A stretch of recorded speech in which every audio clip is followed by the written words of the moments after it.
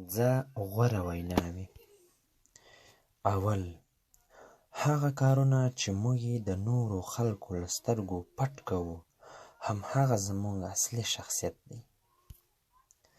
دوهم: امانت یوازې په پیسو او شیانو کې نه دی.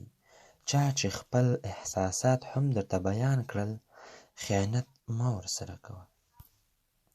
دریم: مرګ له یاده مه باسئ، ځکه همدا مرګ دی چې انسان د غفلت له خوبه ویښوي، او همدا مرګ دی چې د انسان نفساني خواهشات وژني. څلورم: یا سم خلک وپېژنه، یا د بدو او بیکاره خلکو په خبرو مه خفه کېږه.